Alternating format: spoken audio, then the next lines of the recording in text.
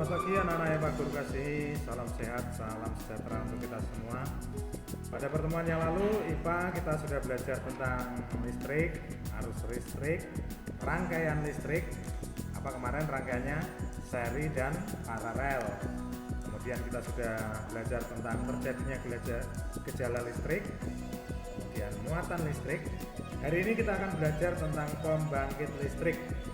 Ya, anak-anak, kita akan mempelajari sumber-sumber energi listrik yang berasal dari pembangkit listrik. Anak-anak, pembangkit listrik yang pertama yang akan kita pelajari yaitu PLTD, pembangkit listrik tenaga diesel. Anak-anak, kita lihat bagan dari PLTD. Ya, yang nomor satu ini kita lihat yaitu tangki penyimpanan bahan bakar bersumber bahan bakar solar. Yang kedua yaitu penyaringan bahan bakar. Nah, ini yang bagian ini penyaringan bahan bakar. Kemudian yang ketiga tangki penyimpan bahan bakar sementara. Nah, kemudian yang keempat itu mesin pengabut atau bahasa kerennya nozzle. Ya. Kemudian yang kelima, yang bagian utamanya yaitu mesin diesel. Mesin dieselnya yang keenam itu turbo charger, jadi menghasilkan baterai besar. Kemudian yang ketujuh penyaringan gas pembuangan. Yang ketujuh penyaringan gas pembuangan. Kalau di motor kita mungkin kayak knalpot ya, di motor atau di mobil kita. Kemudian yang kedelapan tempat pembuangan gas. Yang kesembilan itu generator. Nah, setelah proses ini turun ke generator. Kemudian yang ke-10 trafo. Trafo ini membagi-bagi sampai ke yang ke-11 ini terakhir saluran transmisi. Saluran transmisi ini akan diedarkan nanti sampai ke perumahan-perumahan warga. Ya, itu pembangkit listrik tenaga diesel. Ini kita lihat contoh PLTD yang menggunakan mesin itu besar, pembangkit listrik tenaga diesel. Kalau di Lampung itu daerah Tegineneng itu sudah ada juga, dan beberapa tempat di Indonesia banyak yang menggunakan juga pembangkit listrik tenaga diesel. Berikutnya anak-anak yang Pak Guru kasihi, kita melanjut yang kedua yaitu PLTA, pembangkit listrik tenaga air. Pada dasarnya PLTA itu pembangkit bekerja dengan cara mengubah energi potensial energi gerak dari dam atau bendungan atau bisa juga air terjun menjadi energi mekanik dengan bantuan turbin air. Kemudian dari energi mekanik kemudian dikonversi menjadi energi listrik dengan bantuan generator. Di wilayah yang bergunung-gunung atau dengan banyak sumber air, PLTA sangat ideal sebagai sumber untuk pembangkit listrik tenaga air. Kita lihat, misalnya contoh dari waduk, ya, itu ada kontrol gate-nya, kemudian diarahkan ke menggerakkan turbin generator. Ini posisi energi kinetik. Kemudian anak-anak, dari sini, dari turbin generator ini akan menghasilkan listrik, kemudian dialirkan ke transmisi listrik, baru dibagi-bagi ke ujungnya sampai ke rumah-rumah warga. Berikutnya anak-anak, contoh PLTA di Indonesia kita mau lihat. Yang pertama, kalau anak-anak pernah jalan-jalan ke Batu Tegi, itu ada di Provinsi Lampung di daerah Kabupaten Tanggamus. Ya, itu ada PLTA yang lumayan besar yaitu Batu Tegi. Ya, kita lihat aliran airnya sangat deras untuk menggerakkan turbin sehingga mampu menghasilkan energi listrik. Berikutnya anak-anak, ada contoh PLTA Waduk Gajah Mungkur ya di Provinsi Jawa Tengah. Jadi waduk yang di bendung ini kemudian dialirkan untuk menggerakkan, selain fungsi utamanya untuk mengaliri perairan sawah dan seterusnya, itu juga salah satunya utamanya untuk PLTA. Berikutnya, contoh PLTA berikutnya yaitu di Danau Singkarak di Provinsi Sumatera Barat. PLTA berikutnya yaitu PLTA Larona ya di Provinsi Sulawesi Selatan. Berikutnya anak-anak, pembangkit listrik yang berikutnya yaitu pembangkit listrik tenaga Bayu. Bayu itu angin atau PLTB disingkat. Prinsip kerja PLTB, pembangkit listrik tenaga Bayu ini adalah dengan memanfaatkan energi kinetik, energi gerak ya, gerak dari angin. Angin itu udara yang bergerak yang masuk ke area efektif turbin untuk memutar baling-baling atau kincir angin, kemudian energi putar atau gerak ini diteruskan ke generator untuk membangkitkan energi listrik.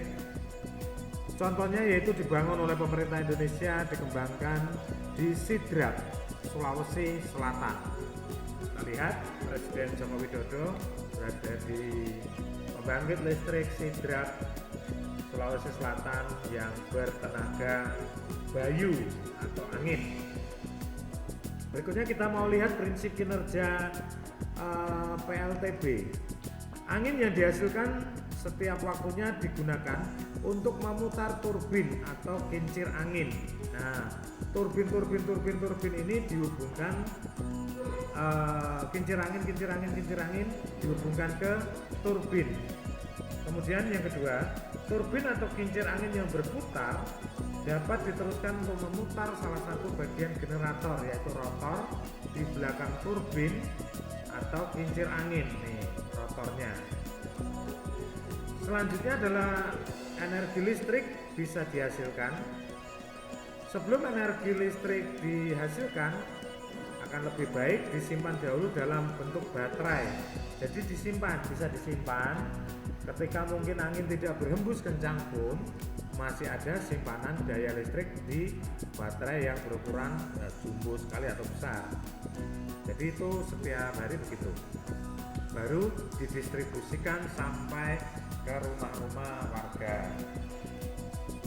Berikutnya anak-anak,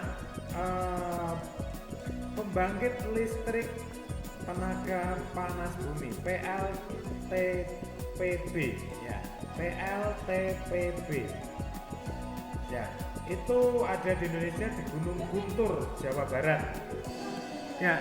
Kita lihat panas bumi yang kita lihat ini dibuat menjadi sumur produksi. Panas bumi ini dialirkan, dihubungkan dengan air yang dingin, kemudian mengubah panas, menggerakkan turbin.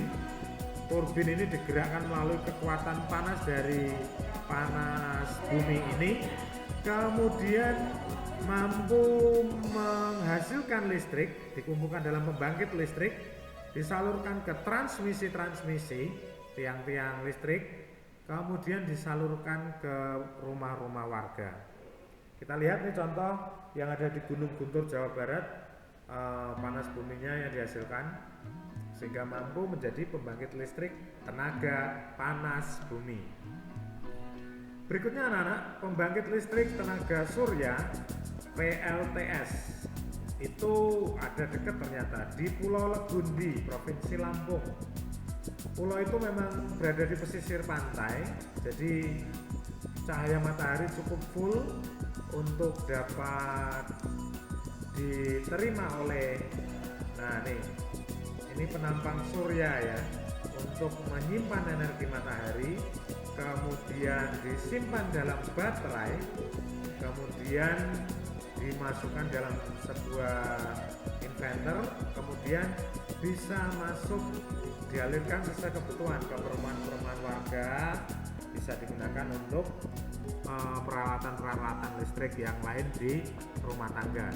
Jadi kalau suatu saat anak-anak jalan-jalan di pantai atau di Pulau Legundi, Provinsi Lampung, anak-anak bisa menyaksikan pembangkit listrik tenaga surya. Ya, ini sangat ramah lingkungan karena apa? Tidak mengandung polusi udara, dia berasal dari cahaya matahari. Berikutnya anak-anak, pembangkit listrik tenaga gelombang laut atau PLTGL. Ya, ini salah ketik, ini bukan di Pulau Legundi Provinsi Lampung. Ini masih dipelajari baik oleh pemerintah maupun para mahasiswa. Pulau-pulau terpencil terluar di Indonesia mengalami kesulitan untuk energi listrik. Ya, untuk memenuhi kebutuhan tenaga listrik di pulau-pulau tersebut, beberapa mahasiswa Institut Teknologi 10 November ITS Surabaya mencoba untuk mempelajari terus menciptakan pembangkit listrik tenaga gelombang laut. Memang alat-alatnya dibutuhkan mahal, jadi memang masih terus dipelajari agar gelombang laut yang ada di Indonesia nanti ke depan bisa digunakan sebagai pembangkit listrik tenaga gelombang laut. Ya, anak-anak, kita sudah belajar tentang pembangkit listrik. Berikutnya latihan soal untuk hari ini. Yang pertama, jelaskan sumber energi dari PLTD. Apa sumber energi utamanya PLTD? Yang kedua, apa fungsi turbin dan generator pada PLTA, pembangkit listrik tenaga air? Yang ketiga, tuliskan 3 contoh PLTA dan asal daerahnya yang ada di Indonesia. Yang keempat, jelaskan secara singkat proses pembangkit listrik tenaga surya atau PLTS. Kemudian yang kelima, jelaskan secara singkat proses pembangkit listrik tenaga bayu atau angin. Kerjakan dengan baik, dengan penuh tanggung jawab. Setelah selesai, kirim ke WA wali kelas 6. Selamat mengerjakan, jangan tunda pekerjaan hari ini. Setelah kegiatan pembelajaran online, pesan Pak Guru, tetap semangat, tetap rajin membantu orang tua di rumah. Tuhan memberkati.